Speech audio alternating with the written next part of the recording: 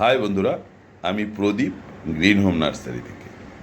আজ শুধু একটা আমার মনের স্বাদ যেটা পূরণ হয়েছে সেটা আপনাদের মধ্যে শেয়ার করবার জন্য এই ছোট্ট ভিডিও। আমার অনেক দিনের স্বাদ ছিল যে আমার বাগানে ছোট ছোট গাছে প্রচুর আম হয়ে থাকবে, আর সেটা যদি আবার ব্যানানা ম্যাঙ্গো কাটিমন হয় তাহলে তো কথাই নেই। তো বাগানে এই মুহূর্তে মিয়াজাকি, চাকাপাত, রেড আইভরি বিভিন্ন ধরনের আম তো হয়েই আছে। তার আগেই তো একটা ভিডিও দিয়েছিলাম, সেগুলোকে অলরেডি ফ্রুট ব্যাগ পরানো হয়ে গেছে। তো এখানে এই কাটিমন ব্যানানাগুলোকে আমি ফ্রুট ব্যাগ পরাবো। তো ফ্রুট ব্যাগ পরানোর আগে একটা লাস্ট ভিডিও করে নিলাম। প্রত্যেকটা আমকে আমরা ফ্রুট ব্যাগ পরিয়ে দিব ফল ছিদ্রকারী পোকা বা অন্য প্রাকৃতিক থেকে রক্ষা করবার জন্য। তো বন্ধুরা, তার আগে নিজের অনেক দিনের স্বাদ পূরণ করে নিচ্ছি, আম গাছদের সঙ্গে ভাব বিনিময় করছি, কিছু ছবি তুলে নিচ্ছি স্মৃতির পাতায় ধরে রাখার জন্য। তো এই গাছগুলো অবশ্য প্রত্যেকটাই সেলের জন্য রাখা আছে। তো হয়তো বা আমগুলো লাস্ট অবধি, পাকা অবধি হয়তো আমার বাগানে নাও থাকতে পারে, কারণ অনেকেই আছে একদম ফল ধরা গাছকে খুব পছন্দ করেন। অলরেডি আমরা ফল ধরা প্রচুর গাছ বিক্রি করে দিয়েছি, যদিও এর ছোট চারাও আমার কাছে আছে, মাঝারি গাছও আছে, দু চারটে ফল সমেত সেই ধরনের আম গাছও আছে।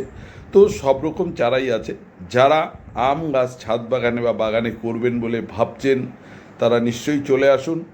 আর যারা বিগত দিনে আমাদের থেকে সংগ্রহ করেছেন তাদের বাগানেও আশা রাখি এই ধরনের আম হয়েছে কম বেশি, তারাও আমার গাছের সঙ্গে আপনার গাছকে একটু কম্পেয়ার করে নিন। তবে এই গাছগুলোকে কিন্তু প্রুনিং করে এইরকম একটা শেপ করে নিতে হয়, তাহলে আপনি যত ব্রাঞ্চ নেবেন তত বেশি আম হবে। কারণ এক একটা ব্রাঞ্চে কিন্তু এই ধরনের আম অনেক ধরানো ঠিক নয়, কারণ টবে গাছে এক একটা ব্রাঞ্চে যদি আমি 4-5টে করে আম নিই তাহলে ওর আম পড়ে যাবে, গাছটাও নষ্ট হতে পারে। সেই জন্য প্রত্যেকটা ব্রাঞ্চে একটা করেই আম রাখা হয়েছে, বাকিগুলো ছিঁড়ে ফেলা হয়েছে। তো যাই হোক বন্ধুরা, ব্যানানা ম্যাঙ্গো সম্বন্ধে তো আগেও বলেছি, আবারও বলছি, দুর্দান্ত স্বাদের একটা আম। এর যে সিড বীজটা হয়, আঠিটা হয়, সেটা এটিএম কার্ডের মতো একদম পাতলা হয়, একটুকু আঁশ নেই এবং খুব সুন্দর রং হবে, খেতেও দারুণ স্বাদ। তো বন্ধুরা, গেল বছর তো পাকা আম খেয়ে আপনাদেরকেও খাইয়ে আমি ভিডিও আপলোড করেছিলাম, যারা দেখেছেন তারা তো নিশ্চয়ই জানেন। এবারও যদি এই আম লাস্ট অবধি আমার বাগানে গাছ থাকে তাহলে তো নিশ্চয়ই এই আম পেড়ে খেয়ে আপনাদেরকে ভিডিও আপডেট দিব।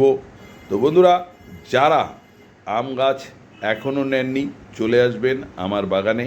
30 থেকে 40 রকমের দেশি বিদেশি ভ্যারাইটির বিভিন্ন ধরনের আম গাছ আমার বাগানে আছে। আর আমার বাগানে আসবেন কিভাবে বা বাগানটাই বা কোথায় সেটাও বলি, কারণ কনফিউশন হয়, অনেকে আমাকে ফোন করেন, আমি বুঝতে পারি। আমি হচ্ছি কোচবিহার ডিস্ট্রিক্টে অবস্থিত। কোচবিহার ডিস্ট্রিক্ট হচ্ছে আসাম বাংলাদেশ বর্ডার, ওয়েস্ট বেঙ্গলের একটি প্রান্তিক জেলা, উত্তর বাংলার কোচবিহার। কোচবিহার শহর থেকে 3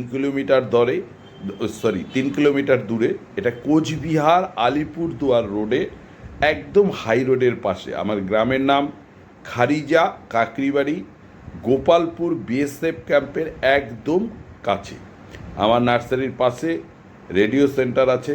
তো বন্ধুরা, কোচবিহার থেকে টোটো বা অটোতে যদি আপনি উঠে বলেন যে আমি গ্রিন হোম নার্সারি যাব, আশা করি প্রত্যেকেই চেনে। তাছাড়া আলিপুরদুয়ারগামী, আসামগামী যে বাসগুলো যায়, যেগুলো আলিপুর হয়ে যায়, সেই বাসগুলো বা আলিপুরদুয়ারগামী যে কোনো গাড়িতেই যদি আপনি উঠে বলেন যে আমি গোপালপুর খারিজা কাকরিবাড়িতে যে নার্সারি সেখানে যাব, আমার গেটেই আপনাকে নামিয়ে দেবে। যাই হোক, আমার এখানের কমিউনিকেশন খুব ভালো। আমরা সকালে 8টায় খুলে দেই, অন্ধকার যতক্ষণ না হয় ততক্ষণ আমার খোলা থাকে। আরেকটা স্পেসিফিকেশন আছে, আমার নার্সারির সামনে একটা ফার্টিলাইজার, গ্রিন হোম নার্সারি নিজস্ব ফার্টিলাইজারের দোকান আছে, তো সেটা দেখলেও বুঝে যাবেন। তো যাই হোক বন্ধুরা, আমি তো বলে দিলাম আমার নার্সারিতে কিভাবে আসতে হবে, অনেকেই বুঝতে পারেন না, কনফিউশন হয়। আর স্ক্রিনে আমার ফোন নাম্বার দেওয়া থাকবে, যার অসুবিধা হবে অবশ্যই আমাকে হোয়াটসঅ্যাপ বা ফোন করবেন। তো বন্ধুরা, এই ভিডিওটা দেখার পর আশা রাখি যাদের আম নিয়ে কনফিউশন আছে তাদের ধারণাটা আমি পাল্টাতে পারবো। কারণ এই ধরনের একটা টপে 15 থেকে 20খানা আম ধরানো কিন্তু সম্ভব। তবে হ্যাঁ, তার জন্য একটু পরিশ্রম করতে হবে। গাছটার কি কি, তো সেটা নিশ্চয়ই সাক্ষাতে বলবো আপনি কিভাবে কেয়ার করলে এটা করা সম্ভব। এটা তো এখানে ভিডিও আর দীর্ঘায়িত করলাম না। তো আশা রাখলাম যারা আম বাগান করবেন বা আম গাছ লাগাবেন বলে ভেবেছেন বা যারা লাগিয়েছেন তাদের কাছে আম ঠিক এভাবে হচ্ছে না, আমি তাদেরকে সহযোগিতা করতে পারবো। তো এই ভিডিও দিয়ে সেই বার্তা দেওয়ার জন্যই আমি এই ভিডিওটা করলাম। তাছাড়া 10 বছর আগে আমি মালদার আম বাগানে গিয়ে পাগল হয়ে গেছিলাম, এত আম। তো সেইটাও একটা দুধের স্বাদ ঘোলে মেটানোর একটা চেষ্টা করলাম, যে আমার বাগানেও একটা ছোট্ট আম বাগান তৈরি করে ছোট্ট একটা ভিডিও করে নিজের মনের একটা বাসনা পূর্ণ করলাম। এখানে আমি শুধু নয়, যারা আমার নার্সারি গড়ে তোলার পিছনে যারা কারিগর আছেন প্রত্যেকের সহযোগিতাই এটা সম্ভব হয়েছে। তো যাই হোক, আজকে এই পর্যন্তই। আবার দেখা হবে পরের ভিডিওতে। নমস্কার।